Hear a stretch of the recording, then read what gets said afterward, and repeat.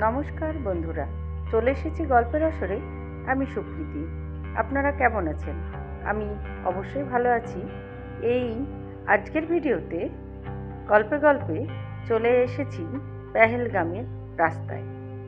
Apple ক্ষেত পার হয়ে এই যে পেহেলগামের ওয়েলকাম জানাচ্ছে। এখানে আমরা দেখতে দেখতে এই প্রাকৃতিক সৌন্দর্য উপভোগ করতে করতে পৌঁছে যাচ্ছি পেহেলগাম শহরে। স্বপ্নের তুলি দিয়ে আঁকা যেন উপত্যকা, যেদিকে দুচোখ যায় হিমালয়ের তুষারকৃত পাহাড় আর অন্যদিকে সবুজ প্রান্তর। কোথাও আখরোট, কোথাও আপেলের বাগান, তো কোথাও জাফরানের ক্ষেত। এই সময়টা ঠিক ডিসেম্বর, সেজন্য সবুজের ভাব একটু কমই আছে, গাছের পাতা অনেক ঝরে গেছে। কাশ্মীরকে যে পৃথিবীর স্বর্গ বলা হয় সে বিষয়ে কোনো সন্দেহ নেই। সেই স্বর্গেরই অন্তর্গত পেহেলগাঁও। ফার, পাইন, উইলো, চিনার গাছের ঢাকা কাশ্মীরের প্রথম গ্রাম অর্থাৎ পেহেলগাঁও। শ্রীনগর থেকে প্রায় ৯৭ কিলোমিটার অতিক্রম করেই পাওয়া যায় এই পেহেলগাঁও।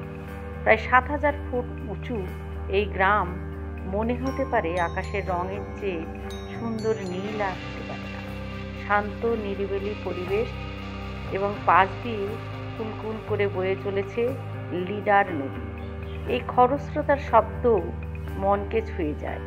দূরে নীল আকাশের নিচে দাঁড়িয়ে রয়েছে তুষার আবৃত তীর পাঞ্জাল, যা দেখে পর্যটকদের মনে হতে পারে খরস্রোতা লিডার গিয়ে মিশেছে নীলচে আকাশে। এই লিডারকে সঙ্গে করে ১৬ কিলোমিটার গেলেই পর্যটকরা পৌঁছে যাবে চন্দনাড়ি। আর যদি মনে হয় মহাদেবের কৃপা হয়, চন্দনাড়ি থেকে ট্রেক করে চলে যেতে পারা যায় অমরনাথে। আসলে জজিলা পাস অতিক্রম করে লাদাখ পার হয়ে অমরনাথ দর্শন করে কাশ্মীর যাওয়ার পথে প্রথম যে গ্রামটি পাওয়া যায় সেটাই হলো পেহেলগাঁও। আর এ কারণে গ্রামের নাম পেহেলগাঁও। তবে এই পেহেলগাঁওয়ের প্রাকৃতিক সৌন্দর্য উপভোগ করার জন্য একদিন যথেষ্ট নয়। এই পরিবেশের মজা নেওয়ার জন্য কম করে এখানে ৩ রাত কাটাতে হলে তবেই ভালো। থাকার জন্য রয়েছে প্রচুর হোটেলের বিছানায় শুয়ে শুয়ে দেখা ঘুরে যাওয়া চিনার পাতা আর লিডার নদীর শব্দ এমনিও পর্যটকদের এই জায়গা ছেড়ে যেতে দেবে না। পেহেলগাঁওয়ের কাছেই রয়েছে আরু, কোলহাই গ্লেসিয়ার, লিডারস, তারসার লেকের মতো একাধিক দর্শনীয় স্থান। কাছেই রয়েছে পেহেলগাঁওয়ের গল্ফ কোর্স, প্রায় ২৪০০ মিটার উঁচু। তাছাড়া এই ভূস্বর্গের অন্যতম জনপ্রিয় জায়গা বেতাব ভ্যালি, এখান থেকে মাত্র ৬ কিলোমিটারের পথ। সুতরাং কাশ্মীর গেলে এই পেহেলগাঁওকে জন্য সময় একটু বেশি রাখতেই দিন। পাহলগাম নামটি দুটি কাশ্মীরি শব্দ থেকে এসেছে। পুহেল মানে মেষপালক এবং গোয়াম মানে গ্রাম। সময়ের সাথে সাথে পুহেলগাম বা পাহলগাম হয়ে ওঠে।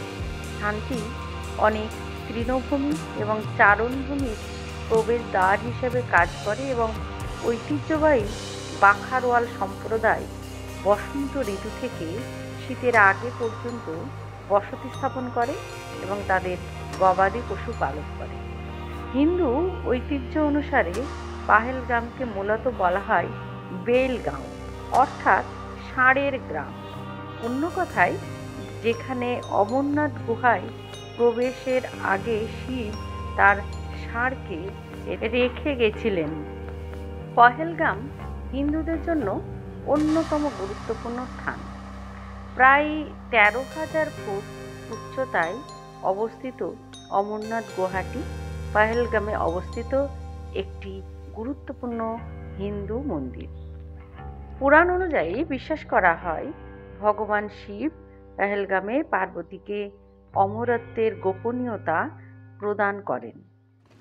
অমরনাথ গুহায় প্রবেশের আগে শিব পহেলগামে নন্দী, চন্দনওয়াড়িতে চাঁদ, শেষনাগ হ্রদে সাপ আর মহাগুণ পর্বতে গণেশ পঞ্চতরণীতে 5টি উপাদান রেখে যান।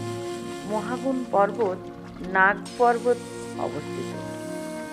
পেহেলগাম বা কাশ্মীরি ভাষায় মেষপালকদের গ্রাম, এই অঞ্চলটি ভারতের কেন্দ্রশাসিত অঞ্চল অনন্তনাগ জেলার অনন্তনাগ শহরের কাছে অবস্থিত। এই অঞ্চলের প্রাকৃতিক সৌন্দর্য উপভোগ করার জন্য সারা বিশ্ব থেকে হাজার হাজার পর্যটক আসেন। লিডার নদীর সৌন্দর্য উপভোগ করতে করতে যাওয়া হচ্ছে এবং মাঝে মাঝে গাড়ি থামিয়ে নদীতে নেমে পাথর কুড়িয়ে নেওয়া হয়। অনেক পর্যটক এইটাকে বেশ ভালোই মনে করে এবং আমরাও সেটা করেইছিলাম। দেখতে দেখতে আমাদের গাড়ি একদম পেহেলগাম চলেই আসলো। পেহেলগামের দুটো রাস্তা দুদিকে ভাগ হয়ে গেল। এই যে রাস্তাতে আমাদের গাড়িটি ঘুরছে সেটাই চলে যাওয়া যাবে পেহেলগামের ট্যাক্সি স্ট্যান্ড। কথায় কথায় তো চলে আসলাম ট্যাক্সি স্ট্যান্ডে, যেখানে আরও এত ভালো লাগছে এবং আবহাওয়াটা রৌদ্র উজ্জ্বল আবহাওয়া, সেই সময় এত সুন্দর লাগছিল যে মনে হচ্ছে স্বর্গেই পৌঁছে গেলাম।